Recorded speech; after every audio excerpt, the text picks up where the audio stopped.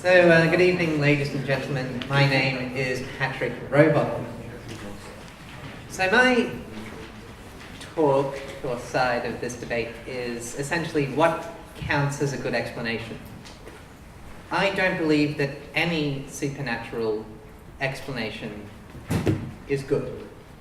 Hence, I'm a naturalist. A bit on the word naturalist. The word naturalist, it's not to be confused with the word naturist. Naturists are a lot more fun. Or indeed environmentalist. Naturalism is the belief that the universe runs according to natural laws, that is, scientific, quantitative, possibly deterministic laws. That there is no magic or supernatural things in the world, or supernatural events, if you like. In particular, there is no resurrection, according to me.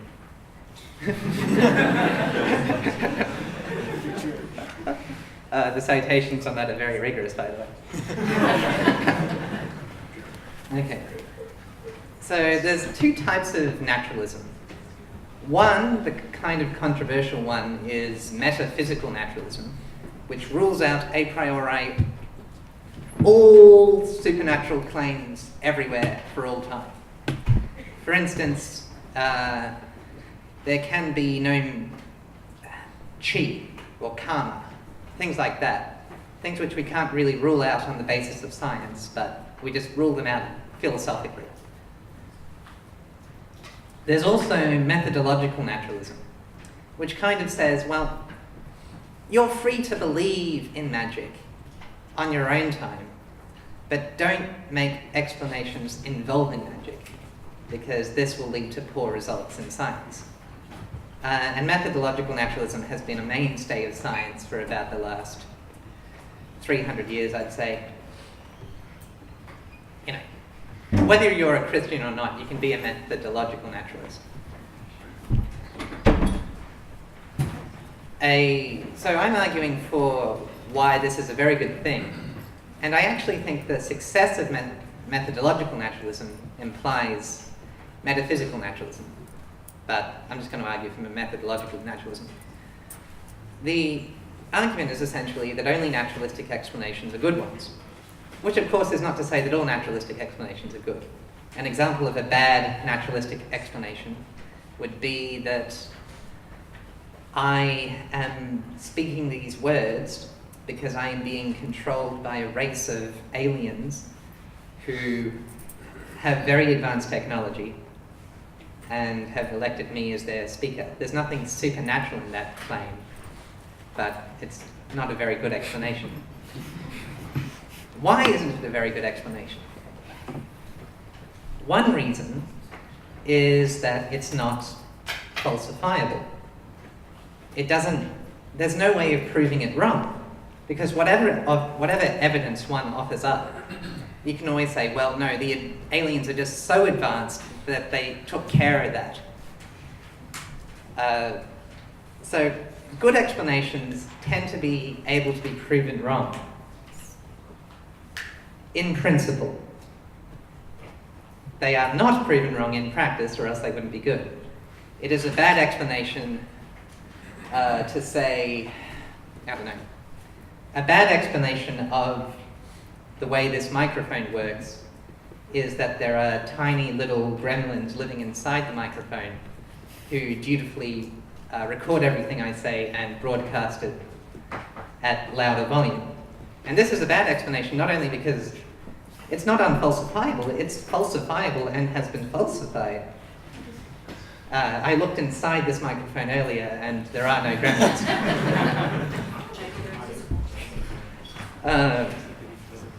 More generally speaking, good explanations are concise. They summarize a great deal of past experience and data. A classic example of this is Newton's laws of mechanics. From Newton's laws, you can derive, with minor corrections, essentially all astronomical data that has been collected. If you have a star chart for one day, you can deduce what will happen for the next 10,000 years, which is a very good compression. And we kind of see this. So good explanations summarize our experience. They're also robust. If for some reason astronomical records got lost in a fire, say, we could reconstruct them from Newton's laws by the process of deduction, or these days from Einstein's laws of relativity. So let's see, good explanations are concise. There's another bit. So I said that they summarize our data. Let me go into that a bit more. What I mean by that is that often I can write a good explanation on a t-shirt. There is a t-shirt that gives you the equations that talk about the standard model. You might say, well, they're not simple at all. You know, it takes 10 years of study at graduate school to understand them. But the point is, once you understand them, once you understand the mathematics behind the notation can be communicated very quickly. They're very compressible, is the point. And I don't believe this is the case of any supernatural explanation. I don't know of any supernatural explanation that can be written on a t-shirt, other than in the vaguest sense of a witch did it. Well, that's a supernatural explanation, but it doesn't make predictions, and it's not robust. A witch did what exactly? I lost the records of what the witch did earlier.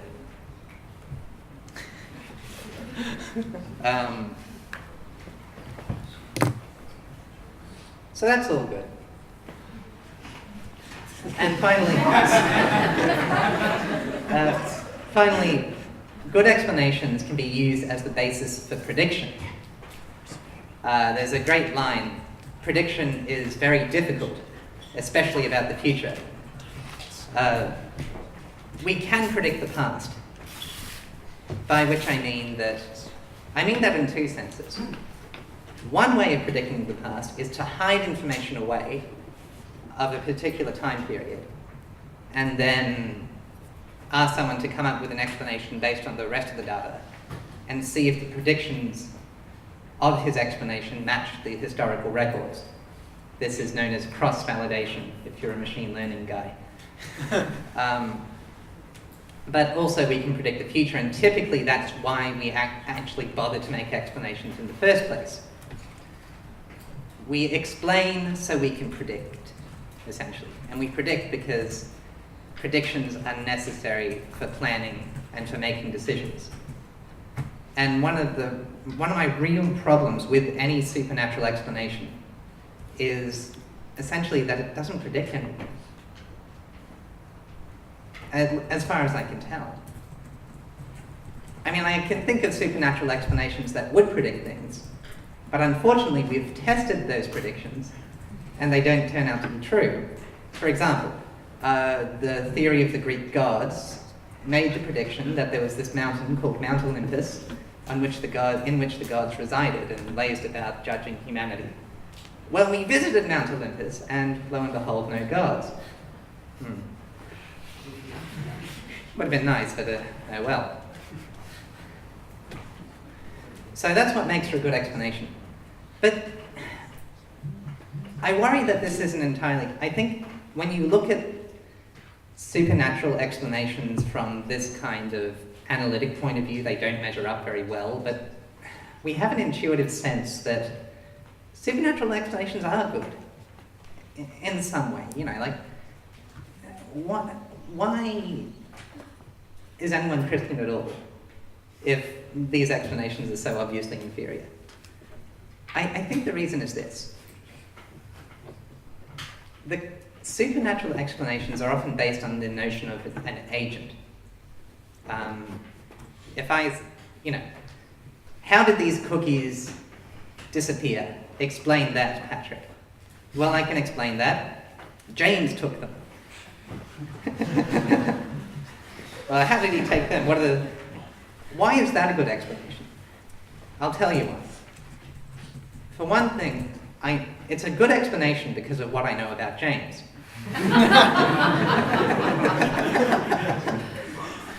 For instance, I know that he is a human and cannot walk through walls. Also, I know that he doesn't have the key to my house. So, that's what you think. Alright, I'll have to revise that assumption.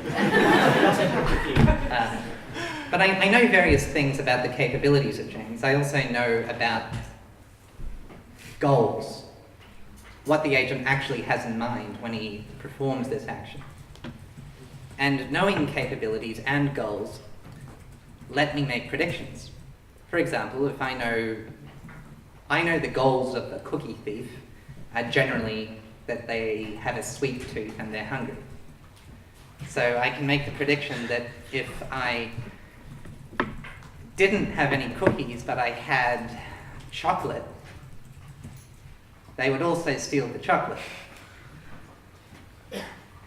And that's a prediction I can make if there's a cookie thief on the loose.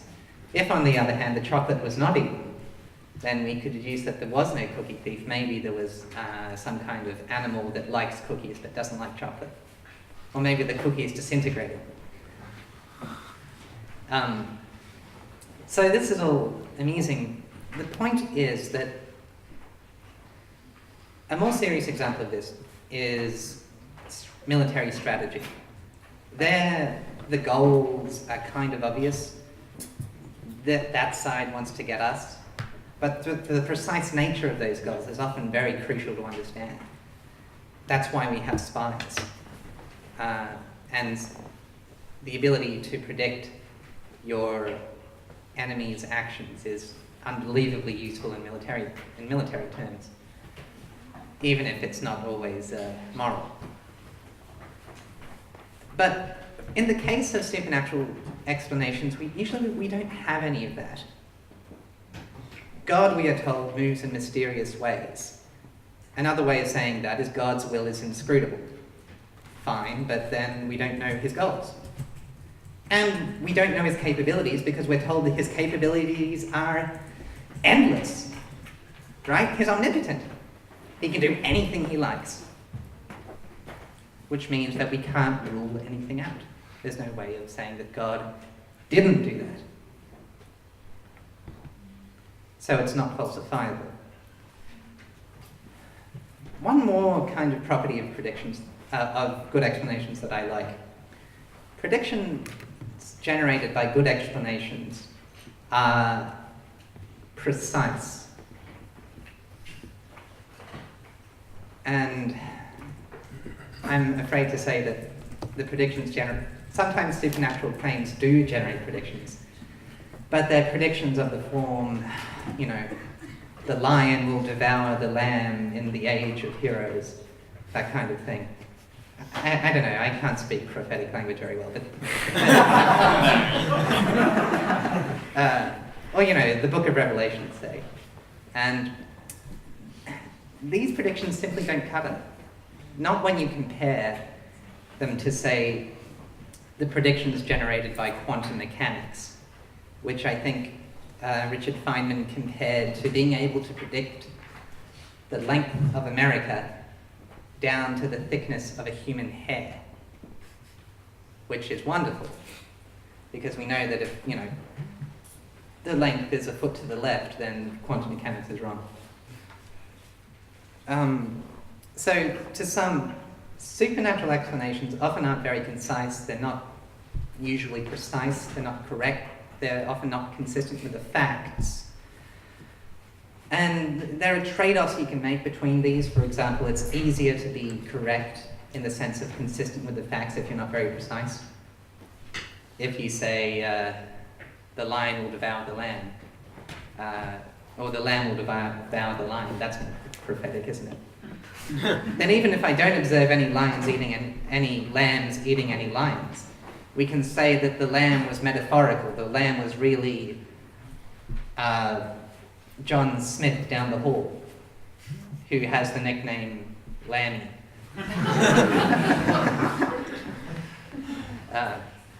Or anything like that. And that's often the way you can get the illusion of specificity and the illusion of having a good explanation when you make supernatural claims. Is there anything else? Oh yeah, I think I had one more point, didn't I? The superiority of naturalistic explanations. I'm not claiming that all naturalistic explanations are superior, but when you look at examples of unbelievably good explanations that have all the qualities that I've listed, explanations like quantum theory, Newton's laws, thermodynamics, probability, arithmetic, geometry, etc., etc. All of these are naturalistic. All of these contain nothing that a metaphysical naturalist would object to. And why not just leave it at that? Why posit anything else than what we need to assume in order to explain what's good? In order to have good explanations. That's the argument I take as one for metaphysical naturalism. But I want to highlight, whether you're a naturalist or not, what I want to highlight is what it means to be a good explanation and what it means for your explanation to only appear good or not to be good at all. In particular, I don't think any explanation involving any kind of God is good because of the mysterious ways thing. I'm trying to think of how to wrap this up cleverly. Don't bother. Don't bother? All right. In conclusion, yeah. Explain well. Explain everything.